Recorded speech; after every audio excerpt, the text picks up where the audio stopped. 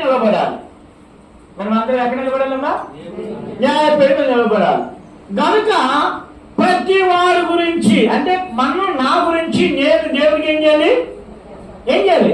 లెక్కపు చెప్పాలి. మన లెక్క దేవుని జ్ఞానము నిమిత్తము సమస్తము నేను నష్టముగా ఎంచుకొనిచున్నా. ఓకే, నీ దేవుని విషయంలో ఏ రోజైనా దేవుని కొరకు నష్టంగా ఒక్కదాన్ని ఎంచుకున్నావా? ఇప్పుడు చెప్పాలి. ఎప్పుడైనా నీకు గుర్తుందా? అంటే నీకు లాభకరమైంది దేవుని కొరకు ఇది వద్దు అన్నా కనుక నేను చెయ్యను. నా జీవితం నేను చెప్పగలను.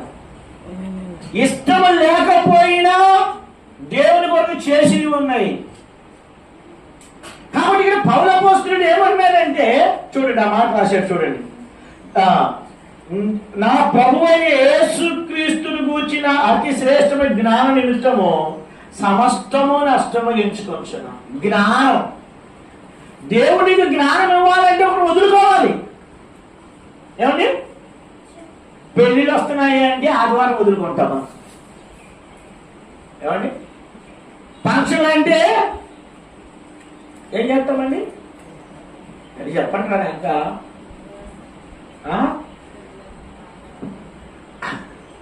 ఇంకా చెప్పండి. ఉపవాస ప్రార్థన అంటే పని కావాలండి, నాకు గుర్తొస్తుంది. అప్పుడే పని గుర్తొస్తుంది. ఏదైనా యూట్యూబ్గా అంటే వేరే పని గుర్తొస్తుంది.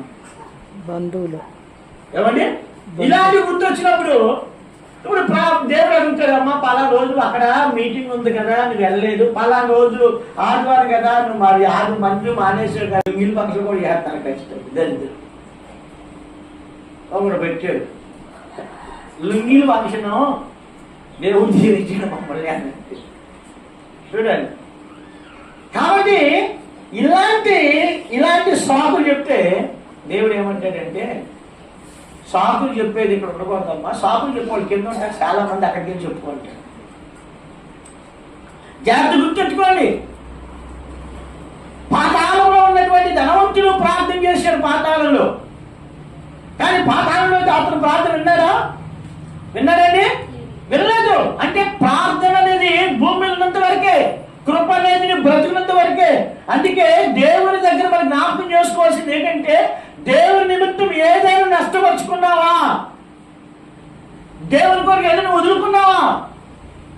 దేవుని ఇంటి విషయమై, దేవుని పని విషయమై, దేవుని మహిమార్థమై ఒక్కటైనా నా జీవితంలో ఉంది, రేపు దేవుని ఎదుట నేను ధైర్యంగా నిలబడతాను.